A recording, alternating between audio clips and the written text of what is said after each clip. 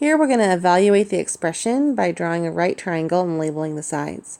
So I start from the inside and I'm giving sine inverse. Sine inverse means I'm on the right side of the triangle of the unit circle, so over here somewhere. And I can draw an acute triangle. It's going to be a negative, so it must be going down because r is, my y value must be negative. Sine, so let's remember so, ka, and toa.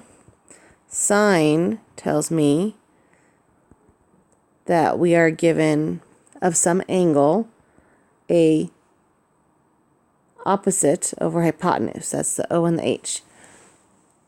So the output of an inverse function is this theta.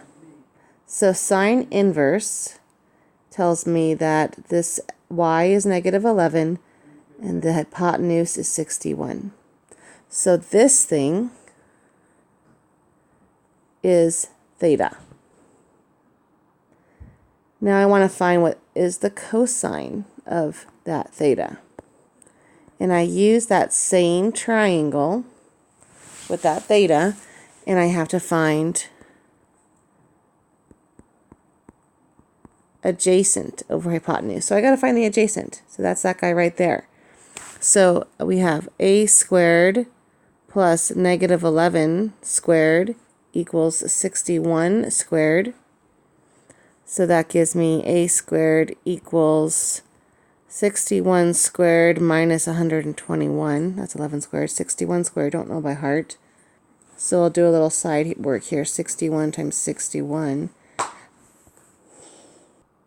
And I get 3721. So I get a squared equals 3600. So a equals square root of 3600. So plus or minus 60. But I see that since sine inverse is on the right side of the unit circle, the x is going to be positive. So that will be a positive 60.